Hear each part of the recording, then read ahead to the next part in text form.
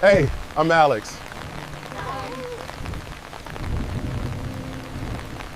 I never imagined a simple parent-teacher conference could unravel the tightly wound threads of my guarded heart.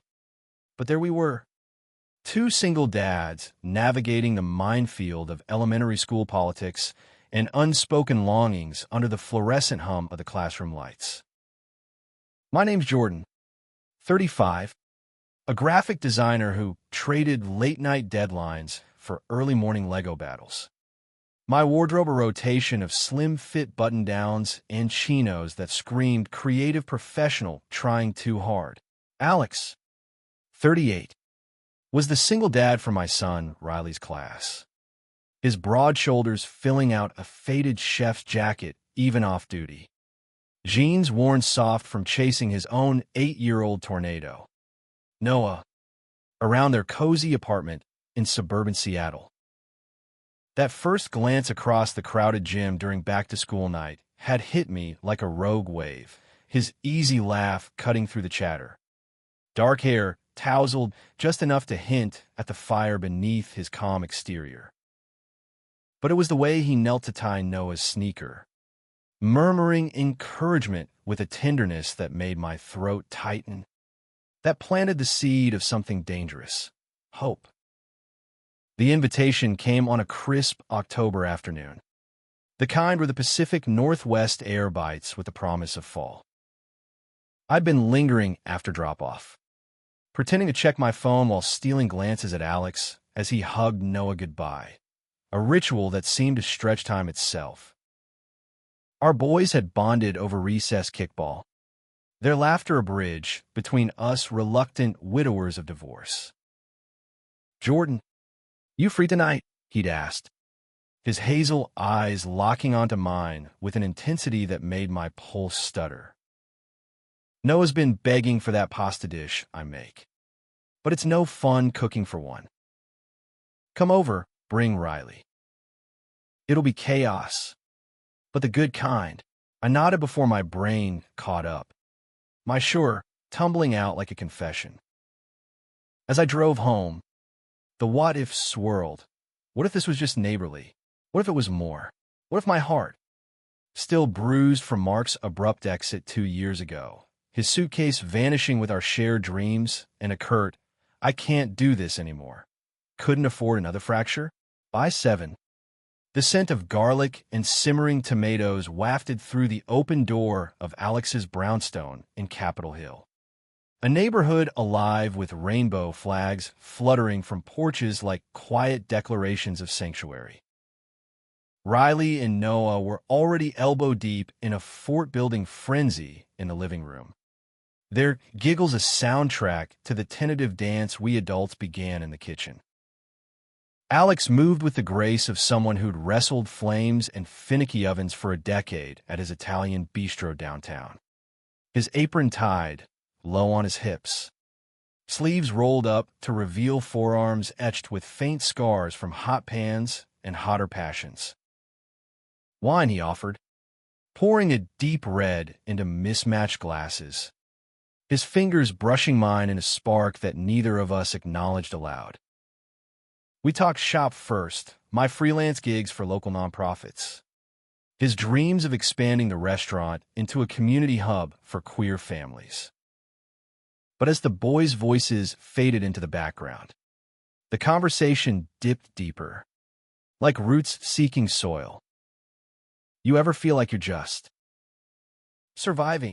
I asked, swirling the wine, the alcohol loosening the knot in my chest. Alex leaned against the counter, his gaze steady, and for a moment, the room shrank to just us, the steam from the stove curling like unspoken secrets. "Every damn day," he admitted, his voice dropping to a husky timbre that sent warmth pooling in my veins. Noah's mom left when he was 2, said the family life wasn't her scene. I've been piecing it together since, one shift at a time. But nights like this, they remind me why it's worth the ache. His words hung there, heavy with the weight of shared solitude. And I found myself leaning in, drawn by the raw honesty in his eyes, the faint stubble shadowing his jaw that begged to be traced. Dinner unfolded in a haze of laughter and marinara stains, Riley declaring Alex's spaghetti the best ever, Noah challenging us to an impromptu arm wrestle that ended with all four of us in a heap on the rug. But as the boys dozed off to a Pixar flick, the air thickened with possibility. We stepped onto the back porch for air, the city lights twinkling like distant stars, a chill nipping at our skin. Alex shrugged off his jacket, draping it over my shoulders without a word, the gesture so instinctively protective it stole my breath. "Jordan," he said, turning to face me, his breath visible in the cool night. "I haven't felt this alive since before everything fell apart." His hand found mine, tentative at first, then firm, calluses rough against my palm. The world narrowed to that touch, the distant hum of traffic fading as our lips met, soft, searching, a kiss that tasted of Chianti and long-denied yearning. It was electric, a current that ignited every nerve, his free hand cupping my neck as if I'd shatter otherwise. When we pulled apart, foreheads resting together, he whispered, "Stay." And in that moment, with the rain starting again like applause, my heart whispered back, "Yes." But dawn brought the sharp edge of reality, sunlight slicing through the blinds like accusations. I woke tangled in Alex's sheets, his arms slung possessively over my waist. Noah's distant chatter filtering from the kitchen where Riley was already up, demanding pancakes. Panic flickered. What about the boys? What about the fragile normalcy we'd built?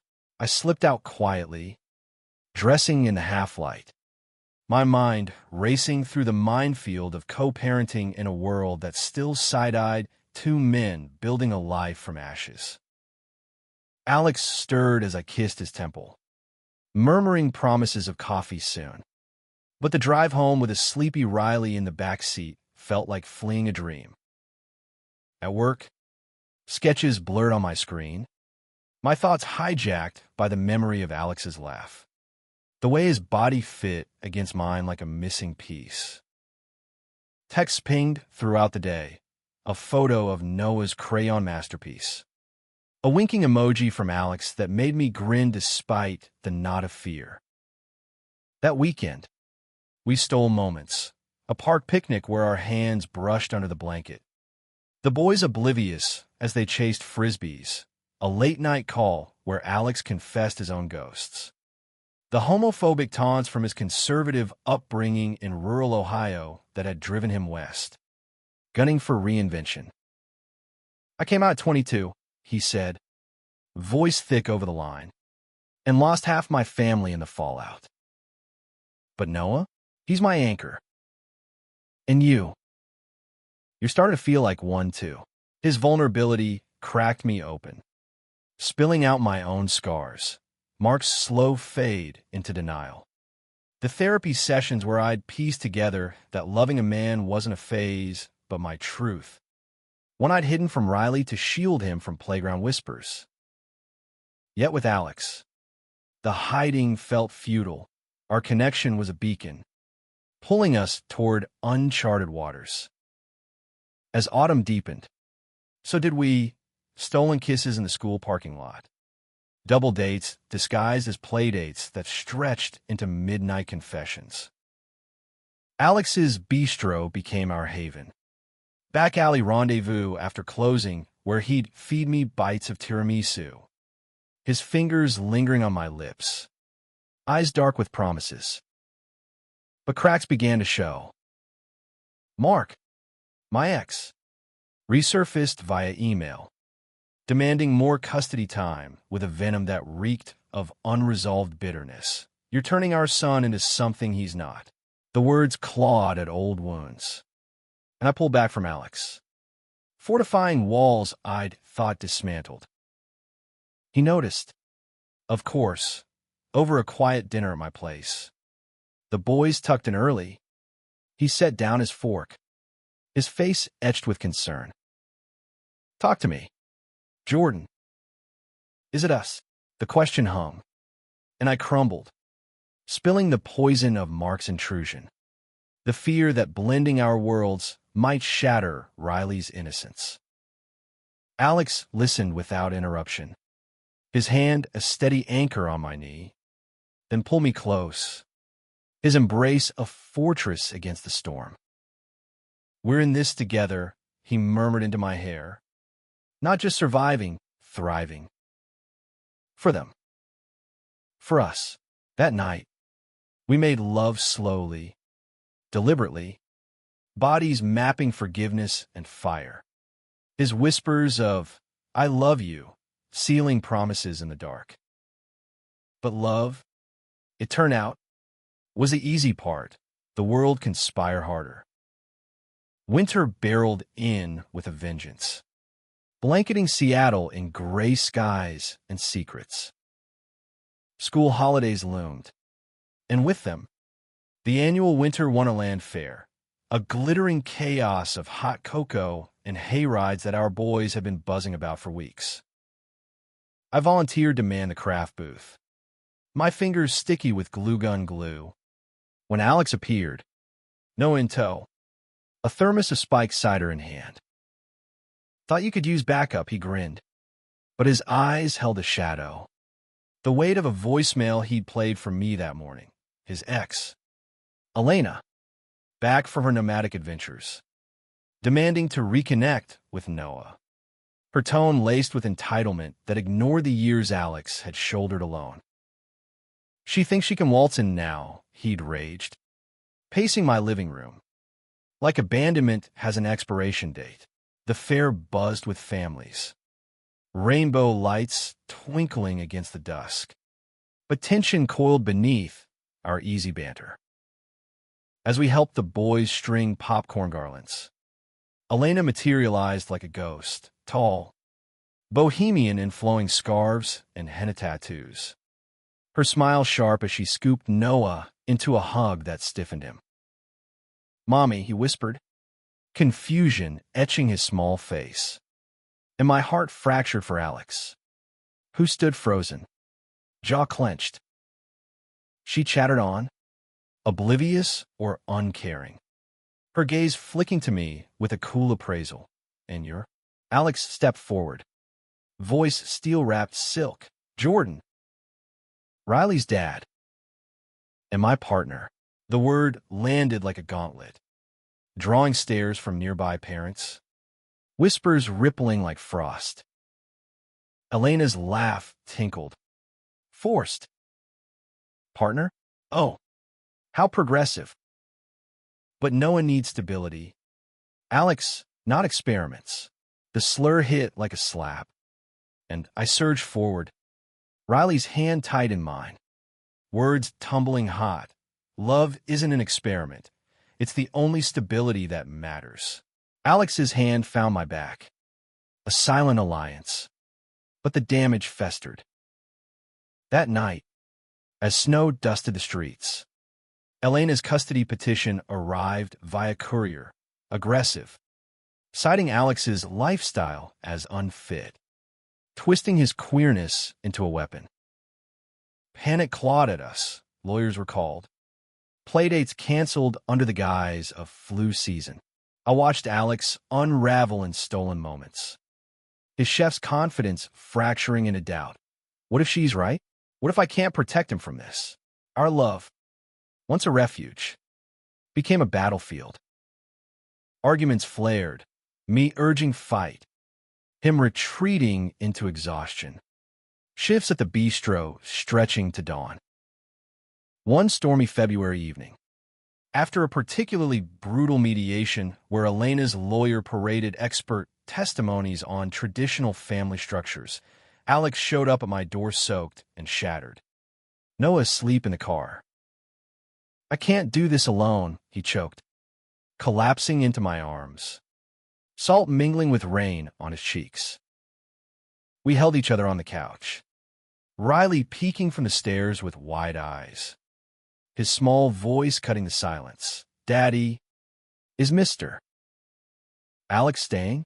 He makes the best forts. The innocence pierced us. A reminder of stakes beyond our ache. In that vulnerability, we forged a pact, united front. No more hiding. I redesigned my portfolio around queer advocacy graphics. Channeling fury into art, Alex rallied his bistro staff, many queer themselves, into a support network that buzzed with stories of resilience. Spring thawed the ice, but not without tempests. The custody hearing loomed in April, a coliseum of legalese in a sterile King County courtroom. Elena sat poised, her narrative polished, the wandering artist returning to rescue her son from a chaotic gay dad. Witnesses paraded, distant relatives decrying Alex's choices, a child psychologist hedging on two-father households. My stomach churned as I took the stand, voice steady despite the tremor. Alex isn't just a dad, he's a lighthouse. For Noah, for Riley, for me. Love like ours doesn't break families, it rebuilds them stronger. Alex followed, his testimony raw poetry, tales of midnight fevers soothed. School plays applauded. The quiet pride of raising a boy who asked, "Why can't love look like you and Jordan?" The judge, a silver-haired woman with kind eyes, adjourned with a nod that felt like grace. Weeks blurred into waiting, nights where we'd tuck the boys in together. Their shared bunk bed whispers of balm, mornings of coffee and stolen kisses that tasted of defiance. When the ruling came, full custody to Alex, with supervised visits for Elena, citing best interest of the child, in terms that affirmed our bond without fanfare. It was as if the sun broke through perpetual clouds. We celebrated quietly, a backyard barbecue with close friends, rainbow banners fluttering like victory flags. But true catharsis came later, under a canopy of blooming cherry blossoms in Discovery Park. The boys racing ahead as Alex dropped to one knee, not with a ring, but with a simple silver keychain engraved our anchor. "Marry me?" he asked, voice thick, eyes shimmering. Not today, not tomorrow, but when the world's done testing us. Tears blur my yes. Our kiss sealing vows amid petals falling like confetti. Life wove forward, imperfect but profound. The bistro thrived as a queer haven, hosting story hours for rainbow families. My designs graced billboards proclaiming love wins. Always, Riley and Noah, inseparable brothers now, taught us grace, forgiving Elena's stumbles, embracing her tentative steps toward amends. And in the quiet nights, tangled in sheets that smelled of home, Alex's heartbeat against mine reminded me, hearts don't leave, they arrive, right on time, anchoring us to the beautiful, brutal dance of living true. Yet the deepest truth unfolded one summer solstice. As we stood on a Puget Sound beach, toes in the tide, the boys building sandcastles of impossible empires. Alex's hand in mine, warm and sure. He leaned close. "You saved me." Jordan, not from the storm, but in it, I squeeze back. The ocean's roar echoing our unspoken mantra, we are enough. In loving fiercely, openly, we'd not just survived, we'd scripted a legacy of courage. One where two men, two boys, one patchwork family proved that love's greatest drama is its quiet triumph, enduring. Hey, I'm Alex. Expansive, eternally ours.